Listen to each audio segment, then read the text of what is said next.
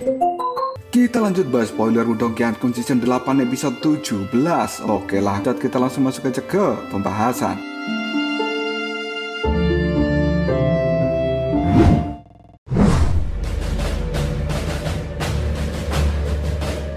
Pria berpakaian hitam memiliki reputasi kuat di kota Wanxiang.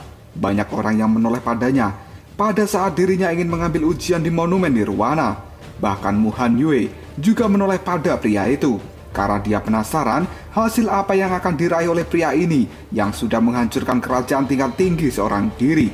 Yin Shen pun menyipitkan mata dengan ekspresi yang tidak senang kepada sang pria karena Yin Shen bisa merasakan aura yang sangat berbahaya dari pria berbaju hitam. Dan hal semacam ini hanya bisa dirasakan Yin Shen ketika dirinya bertemu dengan 5 teratas dari segel nirwana bumi. Pada saat ini Yin Shen berkata lirih, apakah orang ini benar-benar kuat?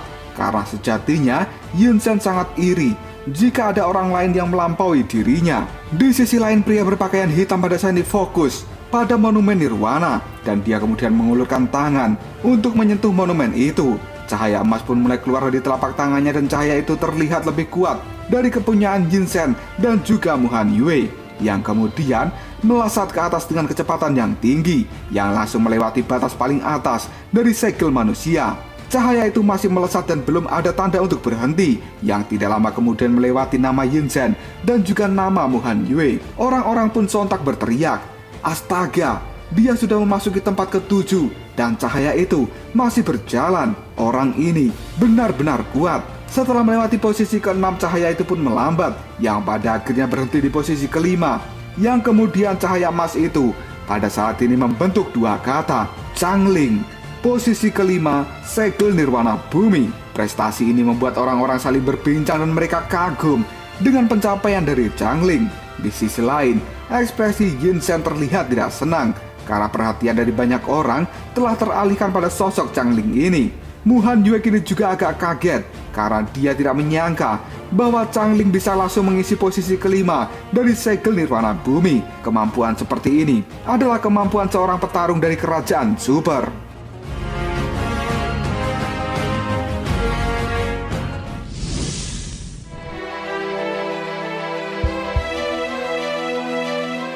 Lindong pada saat ini juga terlihat terkejut dan dia kemudian bergumam, Changling, dia memang cukup kuat dan hasil ini sudah dianggap hasil yang luar biasa oleh kebanyakan orang.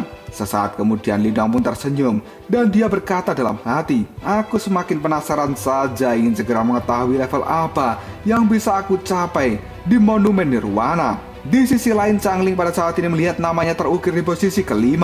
Wajahnya terlihat sedikit tidak senang karena dia tidak puas dengan hasil ini. Namun Changling sadar bahwa ini adalah batas dari semua kekuatannya. Dia pun segera berbalik dan kemudian berkumpul dengan rekan-rekannya kembali. Gelombang panas terus berlanjut di area ujian Monumen Nirwana. Banyak orang dengan tatapan iri terlihat di mata mereka karena mereka semua sudah berada di medan perang kuno selama 1 tahun. Sebelum berada di tempat ini, mereka semua adalah individu-individu yang paling berbakat di kerajaan mereka. Namun setelah sampai di tempat ini, banyak individu berbakat pada akhirnya terlihat biasa saja. Karena mereka yang benar-benar bekerja keras dan juga mengalami banyak kesulitan secara bertahap akan menjadi seseorang yang hebat.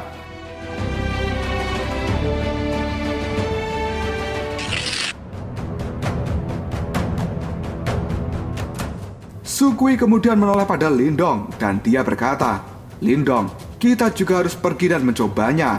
Lindong pun tersenyum dan dia mengangguk, yang kemudian rombongan ini berjalan menuju Monumen Nirwana. Kelompok Lindong ini tidak menarik banyak perhatian karena reputasi Lindong sendiri di kota Wanxiang tidak terkenal dan dia dianggap sebagai pendatang baru serta kelompok biasa. Su Kui yang pada saat ini sudah berada di hadapan Monumen Nirwana, telapak tangannya segera menyentuh monumen itu. Cahaya keemasan mulai keluar yang pada akhirnya melesat ke atas dan berhasil masuk ke segel nirwana bumi. Meskipun pencapaiannya tidak seperti Yin Shen, bisa mencapai segel bumi saja, Su Kui sudah cukup puas karena dia merasa bahwa latihannya selama ini tidak sia-sia. Suro pun tersenyum dan dia kemudian memuji kakaknya. Wow, kakak Su Kui benar-benar luar biasa. Setelah Suro mengatakan hal ini, tiba-tiba saja pada saat ini terdengar suara yang mengatakan, hehe, adik Suro, Jika hasil seperti itu sudah kau anggap luar biasa, apakah itu berarti kakak Yinsen ini kau anggap pangeran paling menawan di matamu? Yang ternyata orang yang berbicara itu adalah Yinsen. Dia pada saat ini berjalan mendekati kelompok dari Shuro dan juga Sukui. Dengan mata yang kurang ajar, Yinsen memindai seluruh tubuh Shuro. Hal ini sampai membuat Shuro merasa jijik dengan tatapan mata Yinsen. Shuro pun kemudian berkata dengan nada yang emosi, "Yinsen, kau jangan kurang ajar ya." Sukui yang tidak terima adiknya dilecehkan oleh Yinsen. Dia pun kali ini mengatakan, "Yinsen, kau harus segera membersihkan mulut busukmu."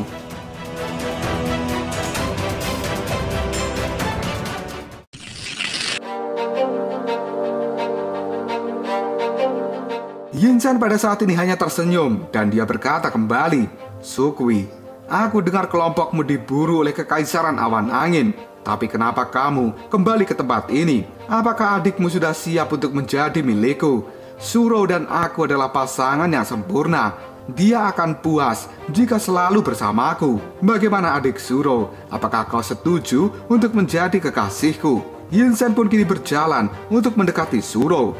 Namun saat dirinya hendak melangkah, tiba-tiba saja sebuah serangan hitam segera melesat ke arah tenggorokan Yinsen. Hal ini membuat Yinsen kaget dan dia pun refleks menghindari serangan itu. Tatapan matanya nampak gelap ketika melihat Xiaoyan memegang tongkat hitam yang diarahkan padanya. Ekspresi dari anak buah Yinsen pun berubah dan mereka segera mengaktifkan energi Yuan sebagai ancaman untuk kelompok Lindong. Melihat hal ini, Shuro kemudian mundur dan dia berdiri di samping Lindong. Yang kemudian Lindong pun tersenyum lalu mengatakan, "Apakah kamu punya kemampuan untuk menyelesaikan masalah dengan kekaisaran awan angin? Seseorang yang hanya bisa pamer sepertimu bukanlah seorang laki-laki, tapi kau adalah seorang banci."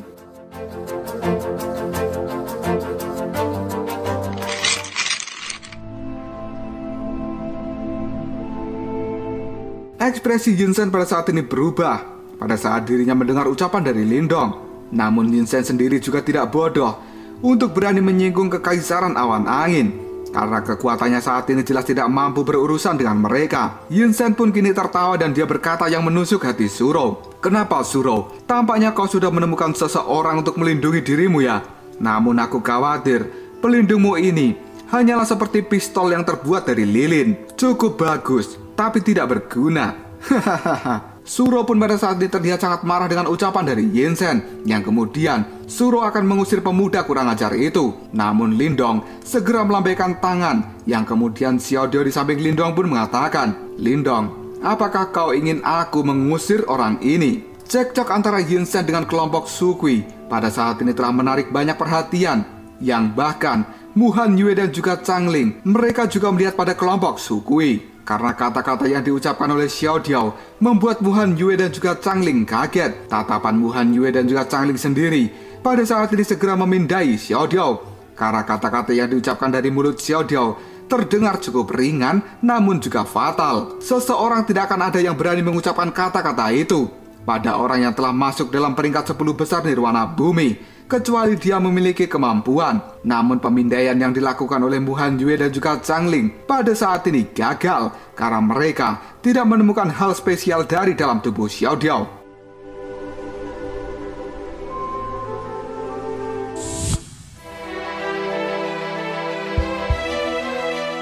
Kata-kata dari Xiaodio membuat Yinsen marah, yang kemudian Yinsen pun tertawa sambil mengatakan, "Haha, ingin mengusirku ya?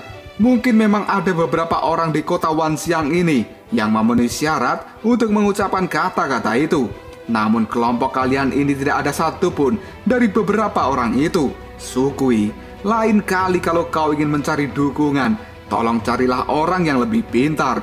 Jika tidak, maka kamu akan jatuh dalam masalah." Mendengar ucapan dari Yinsen, Xiaodio pun mulai mengepalkan tangannya karena dia sangat geram dengan ucapan pemuda itu. Dan kini senyum Xiaodio pun terlihat sangat bengis. Hati Sukui mulai berdebar ketika dirinya melihat perubahan ekspresi dari Xiaodio. Dan kali ini Sukui pun terbayang pada saat Xiaodio menghabisi Yanmo hanya dalam beberapa menit saja. Lindong yang menyadari kemarahan dari Xiaodio, dia pun segera melambaikan tangan dan mengatakan, "Kita harus melakukan hal yang paling penting dulu." Setelah itu, mata dari Lindong pun menatap tajam pada monumen Nirwana. Dia pun kemudian meletakkan satu tangan di punggungnya, yang kemudian tangan lain dengan santai pada saat ini menyentuh monumen nirwana. Semua orang termasuk Yin Shen, Zhang Ling, dan juga Mu Han Yue, mereka segera melihat ke arah Lindong, karena mereka sadar bahwa Lindong adalah pimpinan kelompok ini. Jika orang ingin tahu apakah kelompok Lindong memiliki kemampuan atau hanya berakting saja, maka semuanya akan segera terjawab oleh hasil ujian Lindong di monumen nirwana.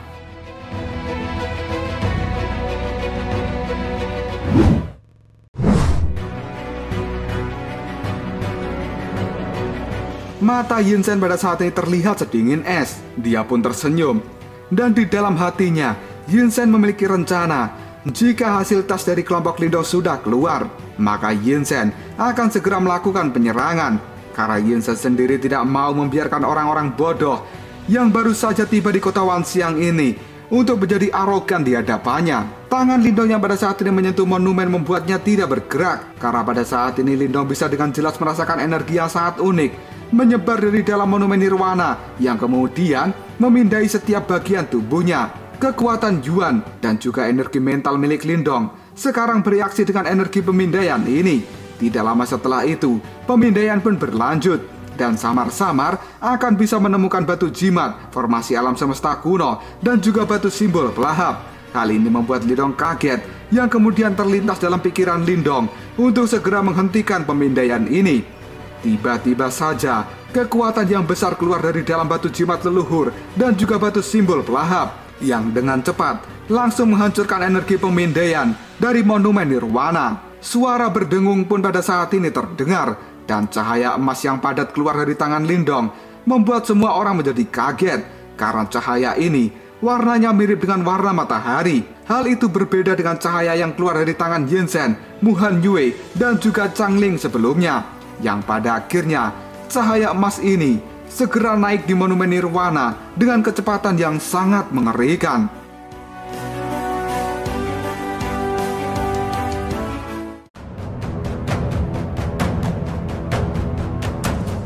Lalu apakah yang akan terjadi selanjutnya? Level apakah yang akan diperoleh oleh Lindong dalam ujian monumen nirwana?